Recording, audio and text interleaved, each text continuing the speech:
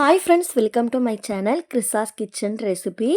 இன்னைக்கு நாம் பரங்கிக்காய் பொரியல் எப்படி பண்ணுறது தான் பார்க்க போகிறோம். இந்த பரங்கிக்காய் பொரியல் பார்த்திங்கன்னா நல்லா டேஸ்ட்டாக தித்திப்பாக சாம்பார் கூட வச்சு சாப்பிட்றதுக்கெலாம் ரொம்பவே நல்லாயிருக்கும். இப்போ வாங்க இந்த ரெசிபி எப்படி பண்ணுறதுன்னு பார்க்கலாம். ஃபஸ்ட்டு இந்த ரெசிபி பண்ணுறதுக்கு ஒரு கடாயை சூடுபடுத்திக்கோங்க. அதில் 2 டேபிள் ஸ்பூன் எண்ணெய் சேர்த்துக்கோங்க. எண்ணெய் நல்லா சூடானதுக்கப்புறமா இதில் 1/2 டீஸ்பூன் கடுகு சேர்த்துக்கோங்க. 1 டீஸ்பூன் உளுத்தம் பருப்பு சேர்த்துக்கோங்க. இப்போ இது எல்லாம் நல்லா பொரிஞ்சு வந்ததுக்கப்புறமா கொஞ்சமாக கறிவேப்பிள்ளை, ஒரு பச்சை மிளகாயை கீறிட்டு சேர்த்துக்கோங்க. கூடவே ஒரு வரமிளகாயை கட் பண்ணிவிட்டு சேர்த்துக்கோங்க.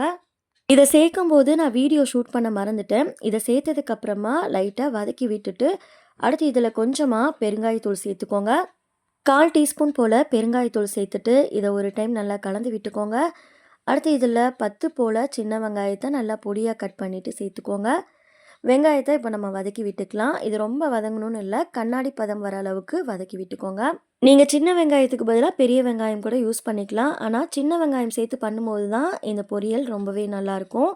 இப்போ பாருங்கள், வெங்காயம் நல்லா வதங்கி வந்துருச்சு. அடுத்து இதில் நம்ம பரங்கிக்காய் சேர்த்துக்கலாம். நான் பரங்கிக்காயை இது மாதிரி சின்ன சின்ன பீஸாக கட் பண்ணி எடுத்திருக்கேன். ஒரே ஒரு கீத்து மட்டும் நான் பரங்கிக்காய் எடுத்திருந்தேன். இது மாதிரி கட் பண்ணிவிட்டு சேர்த்துக்கோங்க. இப்போ காய் சேர்த்ததுக்கப்புறமா இதை நம்ம உப்பு எதுவும் சேர்க்காம ஃபஸ்ட்டு நம்ம வதக்கி விட்டுக்கலாம். 1லேருந்து 2 நிமிஷத்துக்கு அடுப்பை மிதமான தீயில வச்சுட்டு காயை பச்சையாக வதக்கிக்கோங்க.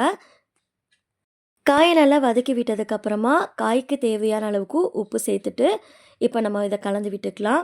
பரங்கிக்காய் பார்த்திங்கன்னா சீக்கிரமாகவே வெந்துடும். இது ரொம்ப ஹார்டாக இருக்கிற மாதிரி தெரியும், ஆனால் சீக்கிரமாக வெந்துடும். அடுத்து காயெல்லாம் வதக்கினதுக்கப்புறமா இதில் 1/4 டீஸ்பூன் போல் மஞ்சள் தூள் சேர்த்துக்கோங்க. கூடவே 1/4 டீஸ்பூன் போல் மிளகாய் தூள் சேர்த்துக்கோங்க. கொஞ்சமாக காய் வேகிற அளவுக்கு தண்ணி சேர்த்துட்டு இதை நல்லா கலந்து விட்டுக்கோங்க. மிளகாய்த்தூள் ஆப்ஷனல் தான், நீங்கள் தேவைப்பட்டால் சேர்த்துக்கோங்க. இல்லைனா மிளகாய்த்தூள் ஸ்கிப் பண்ணிக்கலாம்.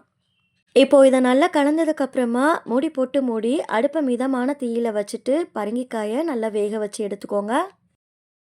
இப்போ பாருங்கள், காய் கொஞ்சம் கூட அடி பிடிக்காமல் குழையாமல் நல்லா வெந்து வந்திருக்கு.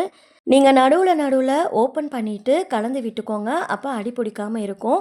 கடைசியாக இதில் கொஞ்சமாக வெல்லமும் தேங்காய் துருவலும் சேர்த்துக்கோங்க. இதை சேர்த்ததுக்கப்புறமா அடுப்பை மிதமான தீயில வச்சுட்டு 1 நிமிஷம் போல் இதை நல்லா கலந்து விட்டுக்கோங்க. வெல்லம் சேர்த்துருக்கிறதால நல்லா தித்திப்பாக இருக்கும், குழந்தைங்களும் விரும்பி சாப்பிடுவாங்க.